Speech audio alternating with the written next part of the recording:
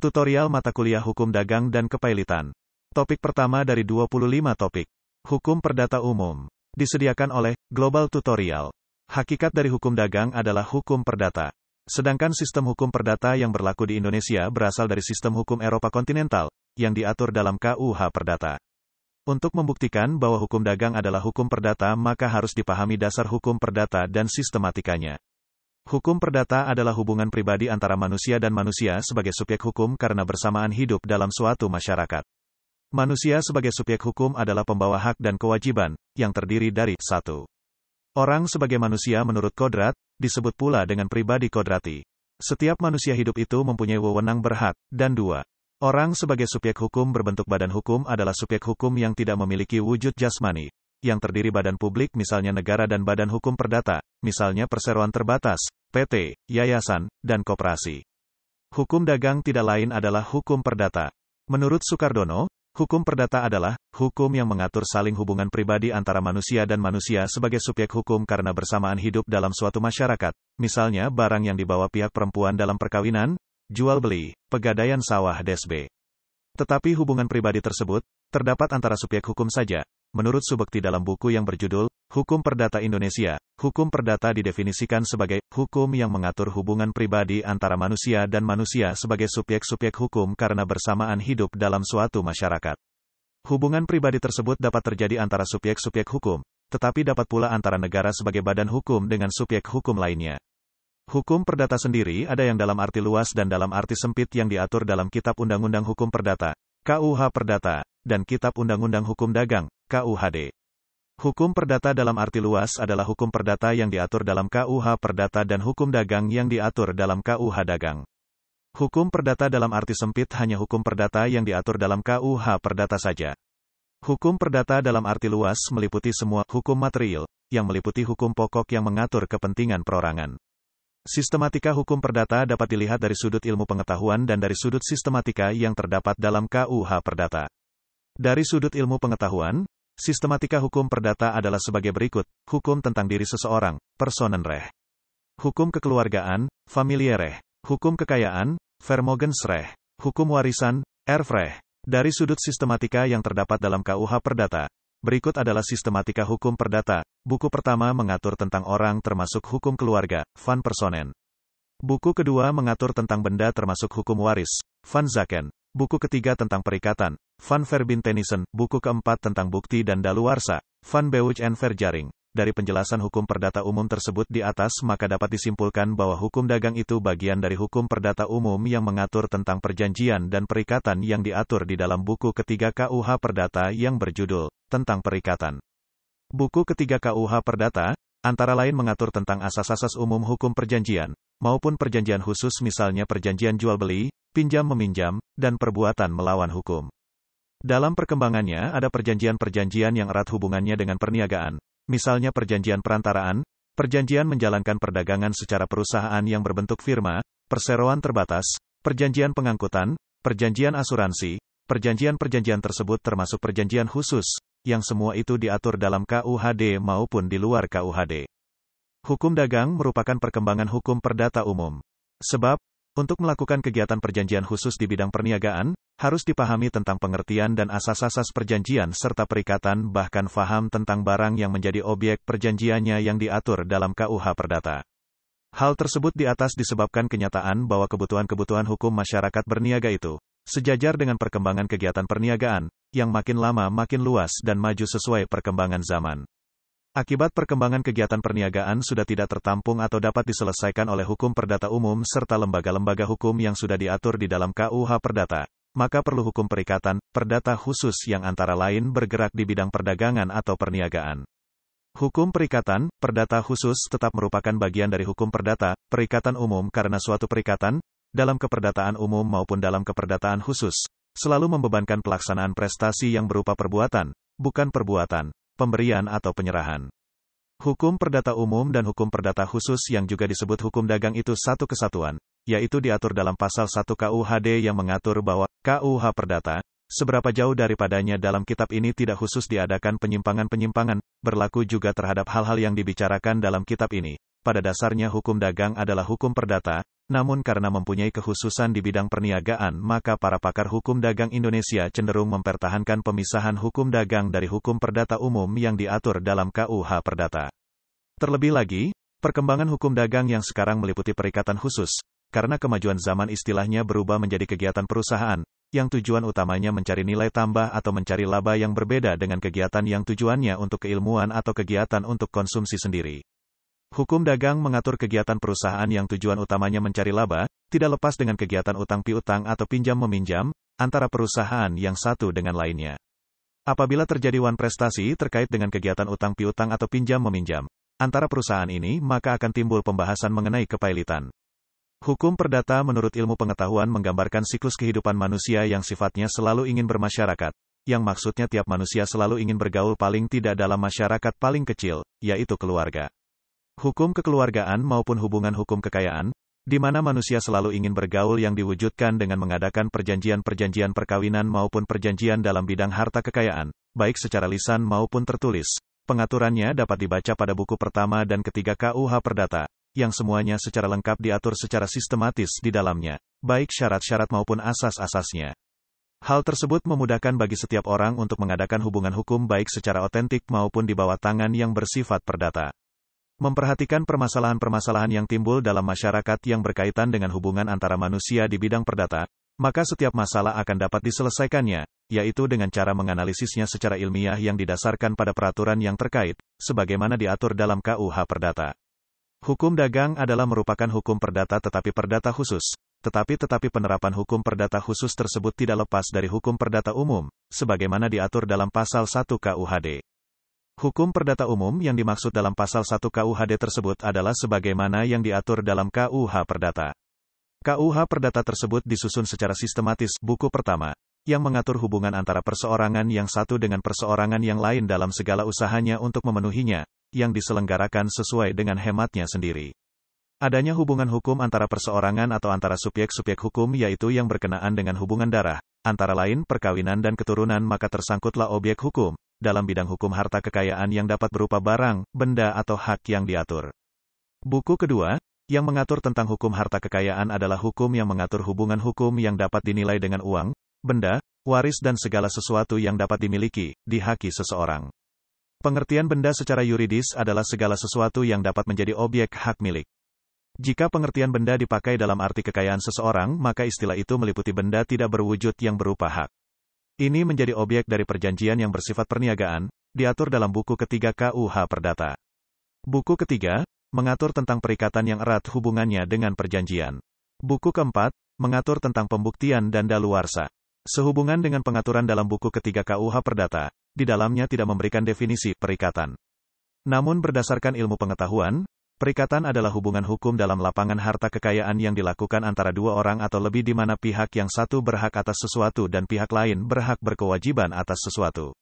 Unsur-unsur perikatan adalah adanya hubungan hukum, adanya kekayaan, adanya para pihak, dan adanya prestasi. Perikatan dalam lapangan harta kekayaan dapat bersumber dari perjanjian dan undang-undang. Perikatan yang bersumber pada perjanjian. Pasal 1313 KUH Perdata mendefinisikan perikatan yang bersumber dari perjanjian sebagai perbuatan dengan mana satu orang atau lebih mengikatkan dirinya dengan satu orang atau lebih. Adanya perjanjian timbul hubungan hukum antara yang memberi janji dan yang menerima janji yang disebut dengan perikatan, namun tidak meliputi semua janji. Sebab, tidak semua janji atau perikatan adalah perbuatan hukum. Ada bahkan banyak janji yang hanya merupakan perikatan moral, sehingga kewajiban yang timbul juga hanya berupa kewajiban moral saja, misalnya janji untuk ngobrol-ngobrol di kafe. Namun demikian, ada janji yang menimbulkan hubungan hukum yaitu dalam perjanjian pinjam-meminjam. Ini yang menimbulkan perikatan sehingga para pihak dalam perikatan disebut kreditur dan debitur. Perikatan yang bersumber dari undang-undang. Perikatan jenis ini diatur dalam pasal 1352 dan pasal 1353 KUH Perdata yaitu, perikatan yang lahir dari undang-undang semata-mata, misalnya perikatan untuk memberi nafkah, dan perikatan yang lahir dari undang-undang karena perbuatan manusia yang menurut hukum dan yang melawan hukum. Undang-undang mengatur syarat-syarat sahnya membuat perjanjian. Hal itu diatur dalam pasal 1320 KUH Perdata, A. Adanya kesepakatan antara mereka yang mengikatkan diri. B. Adanya kecakapan untuk membuat perikatan. Mereka harus sudah dewasa umur 21 tahun dan sehat. Namun meskipun belum dewasa tetapi sudah nikah dianggap dewasa. C. Adanya sesuatu hal tertentu yang diperjanjikan yang disebut objek perjanjian. D. Adanya sesuatu sebab yang diperbolehkan oleh undang-undang, sesuatu yang halal. Dalam hukum perjanjian dikenal dua macam perjanjian. A. Perjanjian bernama nominat adalah perjanjian yang diatur atau dikenal dalam KUH Perdata atau KUHD. Baik pengertiannya maupun syarat-syaratnya dan tata caranya sudah diatur dalam kedua peraturan tersebut. Contohnya antara lain, perjanjian jual-beli, sewa-menyewa, tukar-menukar dan pinjam-meminjam. B. Perjanjian tidak bernama, inominat, adalah perjanjian yang tidak diatur dalam KUH Perdata tetapi perjanjian itu tumbuh dan hidup serta dikenal dalam masyarakat, misalnya perjanjian leasing atau sewa guna usaha dan perjanjian waralaba. Sebenarnya perjanjian apakah bernama atau tidak bernama, dalam arti terutama apakah ia diatur dalam undang-undang atau tidak dan bukan karena ia mempunyai nama tertentu. Leasing, pengaturan leasing di Indonesia berpegang pada definisi yang termaktub dalam Surat Keputusan bersama Menteri Keuangan, Menteri Perindustrian dan Menteri Perdagangan Republik Indonesia Nomor Kep 122, MKIV, 2/1974, Nomor 32, MSK, 2/1974, No. 30 KPB, I, 1974 tanggal 7 Februari tahun 1974 tentang perizinan usaha leasing tersebut. Yang dimaksudkan dengan leasing adalah setiap kegiatan pembiayaan perusahaan dalam bentuk penyediaan barang-barang modal untuk digunakan oleh suatu perusahaan untuk suatu jangka waktu tertentu, berdasarkan pembayaran-pembayaran secara berkala disertai dengan hak pilih, opti, bagi perusahaan tersebut untuk membeli barang-barang modal yang bersangkutan atau memperpanjang jangka waktu leasing berdasarkan nilai sisa yang telah disepakati bersama. Sedangkan definisi umum mengenai leasing adalah perjanjian antara lessor dan lessee untuk menyewa suatu jenis barang modal tertentu yang diproduksi, dijual oleh pabrikan, supplier dan ditentukan, dipilih oleh lessee. Hak pemilikan barang modal berada pada lessor sedangkan lessee berhak memakai, menggunakan barang modal tersebut berdasarkan uang sewa yang telah ditentukan dalam jangka waktu tertentu. Hak opsi ini bersyarat dan baru menjadi efektif setelah lessee memenuhi semua kewajiban kepada lessor sehubungan dengan perjanjian leasing. Lessor berkepentingan bahwa pada saat adanya peristiwa cedera janji oleh lessee, lessor dapat menarik kembali atau memutuskan perjanjian leasing dan mengambil disposisi lain tentang barang leasing tanpa hak dari lessee sehubungan dengan pembelian tersebut atas nilai sisa yang telah disepakati. Di lain pihak ada suatu aspek yang belum lazim di Indonesia, sudah menjadi kebiasaan bahwa lessor mensyaratkan jaminan-jaminan tertentu sehubungan dengan kewajiban pembayaran-pembayaran lessee berdasarkan perjanjian leasing.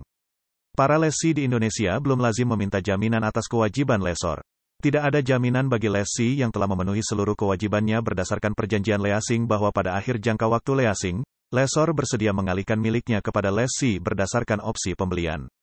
Pembelian dan pengalihan hak atas barang leasing tidak terjadi secara otomatis, tetapi memerlukan perbuatan hukum tambahan, yaitu jual beli dan penyerahan. Ada pemikiran-pemikiran tertentu untuk memberikan hak jaminan atas barang leasing kepada lessee. Franchise, waralaba. Istilah franchise juga disebut waralaba adalah cara kerjasama di bidang bisnis antara dua atau lebih perusahaan di mana satu pihak akan bertindak sebagai franchisor dan pihak yang lain sebagai franchisee.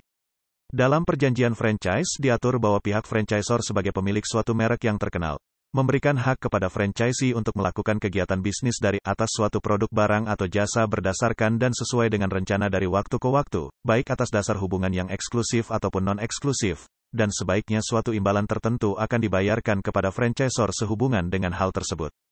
Waralaba menurut Keputusan Menteri Perindustrian dan Perdagangan RI Nomor 259, MPP, Kep 7/1997 tanggal 30 Juli tahun 1997 tentang ketentuan dan tata cara pelaksanaan pendaftaran usaha waralaba, yaitu waralaba adalah perikatan di mana salah satu pihak diberikan hak untuk memanfaatkan dan atau menggunakan hak atas kekayaan intelektual atau penemuan atau ciri khas usaha yang dimiliki oleh pihak lain dengan suatu imbalan berdasarkan persyaratan dan atau digunakan oleh pihak lain atau yang ditetapkan dalam rangka menyediakan dan atau penjualan barang dan jasa. Pengertian waralaba menurut Peraturan Pemerintah No. 42 Tahun 2007 tentang waralaba. Revisi atas PP Nomor 16 Tahun 1997 tentang ketentuan dan tata cara pelaksanaan pendaftaran usaha waralaba. Waralaba adalah hak khusus yang dimiliki oleh orang perorangan atau badan usaha terhadap sistem dengan ciri khas usaha dalam rangka memasarkan barang dan atau jasa yang telah terbukti hasil dan dapat dimanfaatkan dan atau digunakan oleh pihak lain berdasarkan perjanjian waralaba. Definisi waralaba secara umum dapat diartikan sebagai pengaturan bisnis yang memiliki perusahaan, pewaralaba atau franchisor, member, menjual hak kepada pihak pembeli atau penerima hak, terwaralaba atau franchisee, untuk menjual produk dan atau jasa perusahaan pewaralaba tersebut dengan peraturan dan syarat-syarat lain yang telah ditentukan oleh pewaralaba. Definisi waralaba lainnya adalah suatu strategi sistem, format bisnis, dan pemasaran yang bertujuan untuk mengembangkan jaringan usaha untuk mengemas suatu produk atau jasa. Waralaba juga dapat pula diartikan sebagai suatu usaha yang bertujuan untuk memenuhi keinginan atau kebutuhan konsumen yang lebih luas.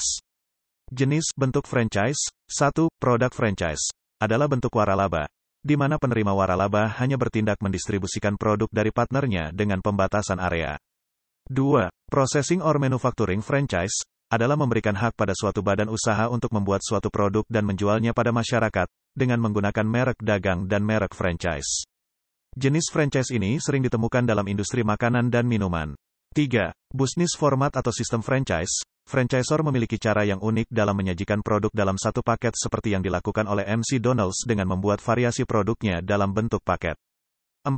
Group trading franchise. Bentuk franchise yang menunjuk pada pemberian hak mengelola toko-toko grosir maupun pengecer yang dilakukan toko serba ada.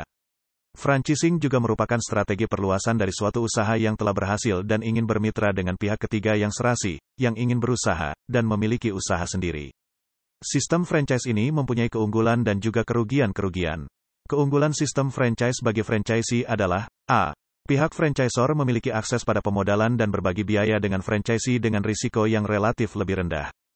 B. Pihak franchisee mendapat kesempatan untuk memasuki sebuah bisnis dengan cara cepat dan biaya lebih rendah dengan produk atau jasa yang telah teruji dan terbukti kredibilitas mereknya.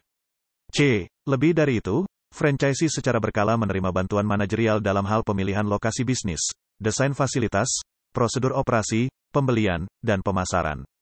Kerugian sistem franchise bagi franchisee adalah, A. Sistem franchise tidak memberikan kebebasan penuh kepada franchisee-nya. Franchisee terikat perjanjian dan harus mengikuti sistem dan metode yang telah dibuat franchisor. B. Sistem franchise bukan jaminan akan keberhasilan. Menggunakan merek terkenal belum tentu akan sukses bila tidak diimbangi dengan kecermatan dan kehati-hatian. Franchisee dalam memilih usaha, dan mempunyai komitmen dan harus bekerja keras dan tekun. C. Franchise harus bisa bekerja sama dan berkomunikasi dengan baik dalam hubungannya dengan franchisor. D. Tidak semua janji franchisor diterima oleh franchisee. E. Masih adanya ketidakamanan dalam suatu franchise, karena F. Franchisor dapat memutuskan atau tidak memperbaharui perjanjian. Demikianlah materi topik pertama dari 25 topik tutorial hukum dagang dan kepailitan. Channel Global Tutorial dipastikan sangat bermanfaat bagi siapa saja yang ingin menambah wawasan, termasuk mahasiswa perguruan tinggi negeri dan swasta manapun di Indonesia. Video tutorial juga dituturkan dan disubtitelkan agar dapat ditonton, dibaca sambil didengarkan. Jangan khawatir jika belum langsung paham. Untuk pemahaman yang lebih baik, putar dan dengarkan video ini berulang-ulang. Subscribe dan like, agar Anda mendapatkan update tutorial lainnya. Bagikan juga link video ini, agar teman lain juga mendapatkan manfaat channel ini.